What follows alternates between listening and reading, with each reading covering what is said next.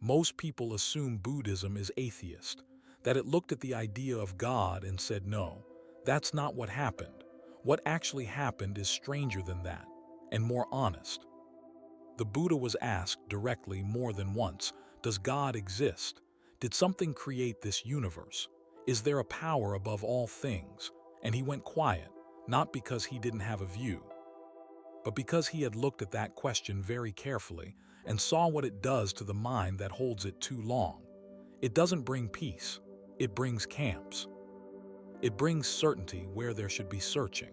It turns people who are all trying to understand the same thing into people arguing about which answer is correct.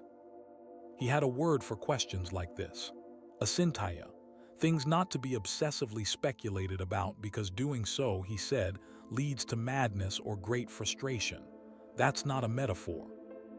That is what he actually said. And yet, he never said there is nothing foundational, never said nothing vast is operating. He just refused to hand it a name and walk away satisfied. What he pointed to instead is something you can actually feel, right now, without believing anything first. That's what this is about.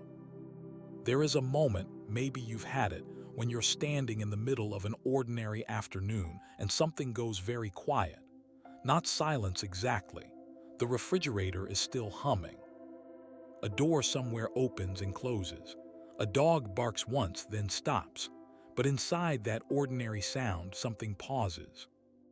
And for just a second before the next thought arrives, before you remember what you were supposed to be doing, there is just this: the light on the wall, the slight coolness near the window, the weight of your own hands resting, nothing else. You don't know what to call it, you don't try, and then it passes and you go back to your day and you don't mention it to anyone. Because what would you even say? I want to start there. Not with doctrine, not with history, not with a list of what Buddhists do or don't believe. I want to start in that quiet because that's where the real question lives. Not, does God exist? But, what is actually here when we stop adding things to it? That's the question the Buddha kept returning to. And the answer, or rather, the direction of the answer, is stranger and more honest than most people expect. Let's be clear about something first. This video is not here to take your faith apart.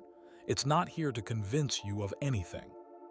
Spirituality is one of the most intimate things a human being carries. Whatever you believe, wherever you've placed your trust, that is yours, and it deserves respect. What we're doing here is simpler than that. We're exploring. We're looking closely at one tradition that has, for over 2,000 years, deliberately avoided certain questions that most religions rush to answer. And we're asking, why? Not to judge the avoidance, but to understand what the Buddha thought was actually more important, because he did think something was more important. He was very clear about that. When people first hear that Buddhism doesn't center on a creator God, they assume one of two things. Either Buddhism is atheist, it denies God, rejects the divine, stands alone in a cold material universe, or Buddhism is secretly religious. It just uses different words for the same thing. Both assumptions miss something. Let me offer you a different frame. Imagine you wake up one morning and your roof is leaking.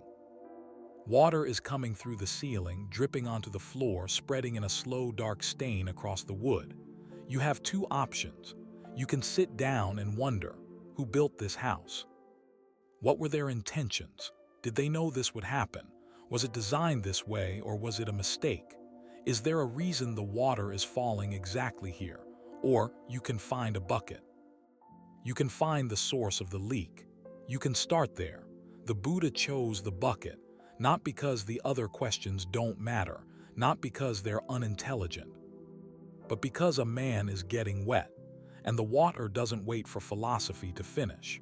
His mission, the only thing he said he was here to do, was to understand suffering, where it comes from, how it works, and whether there is a way out. That's it. That was his entire project. Everything else he set aside, not with contempt, with precision. There's a famous image in the early texts. A student comes to the Buddha burning with metaphysical urgency. He wants to know, is the universe eternal or does it end? Was it created or did it arise on its own? Is the self the same as the body or different? Does a person exist after death or not? He lays out his questions like stones on a table, and the Buddha looks at them and says nothing. Not because he's evasive, not because he doesn't know, but because he understands, with a kind of kindness the student doesn't yet recognize as kindness, that answering those questions would not help. He uses an image of his own. A man is shot with an arrow. The arrow is in his side. The wound is serious, but the man refuses to let anyone touch him until he knows certain things. Who shot it? What caste was the archer? What wood was the arrow made from? What kind of feathers were used for the fletching? What was the range? What was the angle? He needs to know all of this before he will accept treatment. The Buddha's point is quiet and devastating. By the time you get your answers, the man is dead. So, tend the wound first.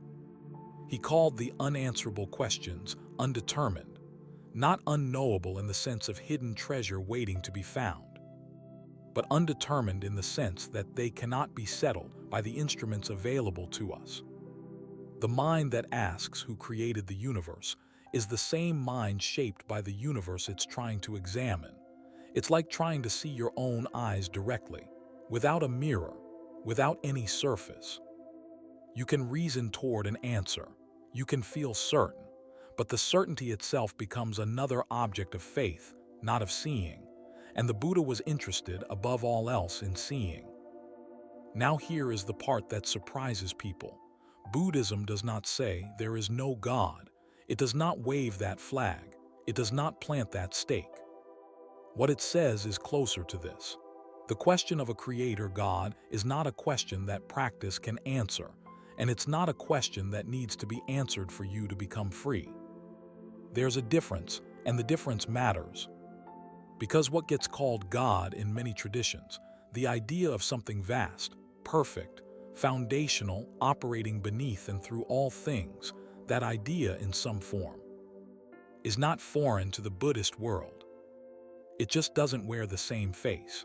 In Theravada Buddhism, the oldest surviving school, there is something called Dhamma, sometimes translated as the teaching, but it means something deeper than that. Dhamma is the way things actually are. It is the principle by which phenomena arise and cease. It is the law that governs not just this world, but every possible world. It cannot be broken. It cannot be negotiated with. It cannot be flattered or offended. When a seed is planted in good soil with sufficient water, it grows. The seed doesn't pray for this. The soil doesn't decide. The process simply occurs because the conditions were met. That is Dhamma in miniature. Scale it up through every birth, every death, every thought that arises and dissolves in a mind, every galaxy forming in cold hydrogen, every grief that eventually loosens, and you begin to feel the shape of something that is, in a certain sense, omnipresent. Always operating, never interrupted, not a being, not a judge, not a personality looking down, a principle, a law. Something closer to what a physicist might call the deepest structure of reality, except that it includes consciousness, it includes intention, it includes the quality of your attention right now. If anything in Buddhism might be said to resemble what other traditions call divine, it is this: not a God who can be pleased or angered, not a creator who intervenes, but the fabric itself, the grain of the wood, the way water flows downhill not because it was told to, but because that is what water, being water, does. Now here is where the Buddha becomes very specific and very careful. He did not want his students to get lost in this. Because the moment you start naming it, the moment you call it God or Dhamma or the Absolute or the universe or love or consciousness, the mind grabs hold and it begins to argue. Is it personal or impersonal? Is it aware of us individually or not? Does it care?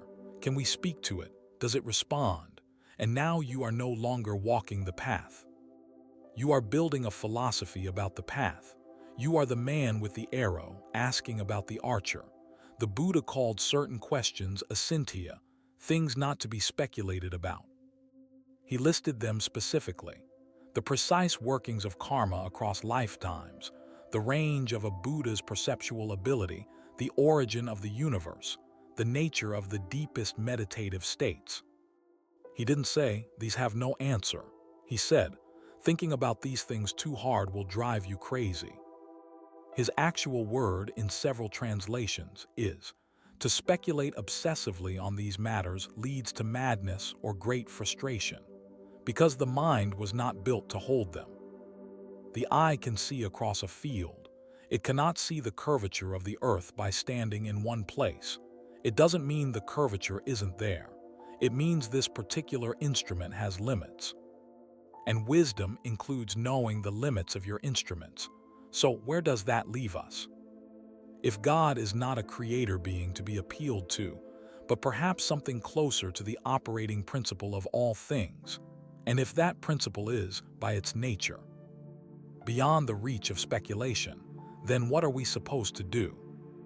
The Buddha's answer is consistent across decades of teaching. Come back here, not to the idea of the present moment, not to the concept of awareness, to this. The sound that is happening right now, the sensation in your hands, the slight weight of your breathing. He taught something that sounds almost too simple to be profound. When you are hearing, just hear. When you are seeing, just see. When you are feeling a sensation, just feel it, without immediately adding the story of what it means, where it came from, whether it should be different. This teaching appears in one of the oldest texts, a teaching given to a wandering ascetic named Bahia who stopped the Buddha in the middle of the street, desperate, urgent, out of time. The Buddha gave him perhaps the shortest instruction in the entire canon. In the seen, there is only the seen. In the heard, only the heard. In the sensed, only the sensed. In the cognized, only the cognized. That, he said, is how you step out of the tangle. Bahia understood immediately. The texts say he was liberated on the spot, standing in the street. No monastery. No years of formal training, just that. What does it mean in the seen, only the seen? Let me try to show it rather than explain it. Right now, as you listen, there is sound entering you. This voice, these words, some ambient noise behind them. Most of the time, sound arrives and the mind immediately begins. What does this mean? Do I agree? Have I heard this before? Should I be writing this down? The hearing is almost instant. The interpretation is almost as fast. And then we forget that there was a gap between them. We think we heard the meaning directly. But we didn't. We heard sound and then we shaped it. The Buddha's suggestion is not to stop shaping. You can't stop the mind from working. That's not the point. The point is to notice, even briefly, even once, the moment before the shaping, the bare sound, the bare sensation, the light as it simply is before you decide what kind of day it signals. That noticing doesn't feel like anything grand. It feels quiet, almost boring at first, like discovering that the floor beneath the rug was solid all along, not exciting, just there, reliable. Enough, let's take a moment here. Because if what the Buddha taught is true, that Dhamma, the operating principle of all things, cannot be grasped by argument, but can be touched directly. In a moment of clear seeing, then the question of God becomes less urgent. Not because it doesn't matter, but because something else is already answering it, not in words, in the fact that you are here, that you are breathing. That causes are producing effects with a precision no human hand arranged. The body knows how to digest food without being taught. The wound knows how to clot before the doctor arrives. The eye adjusts to darkness without asking permission. Something is operating with extraordinary consistency, with something that, if it were a person, we might call intelligence. But it isn't a person, and the moment you make it one, you have already added something that wasn't there. Now here is the part that matters most practically. If you are someone who carries anxiety, the low-grade, persistent kind that doesn't have a clear source. If you are someone who keeps turning questions over in your mind that don't seem to resolve, questions about meaning, about whether things are working out, about what happens after, about whether you are on the right path, the Buddha's teaching offers something very specific. Not an answer to those questions, but a practice for the moment they arise. It goes like this. When the question comes, notice that a question has arrived, not the content of it. Just something is here that feels like urgency. Feel where it lives in the body, usually the chest, sometimes the throat, sometimes a tension in the jaw or the hands. Don't answer it yet. Don't try to resolve it. Just sit with the sensation of having an unanswered question. And notice, the sensation is bearable. It is uncomfortable, yes, but it is not killing you. It is just a feeling, arising in a body, in a room, right now. Feel your feet on the floor. Feel the weight of your own sitting. Take one breath that you actually feel, not just go through. The question is still there. You haven't made it go away, but you are no longer inside it.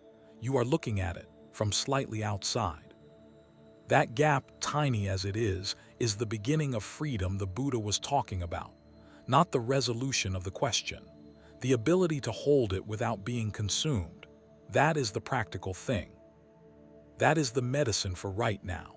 One more layer. There is something the Buddha noticed about what happens in deep meditation, in the moments when the mind becomes genuinely still, not numb, not blank, but clear. The way a lake becomes clear when the wind stops and the silt settles. In those moments, he said, the practitioner begins to see things as they truly are. Not as they wish them to be, not as they fear them to be, not through the lens of their history, their assumptions, their need for things to turn out a certain way, just as they are.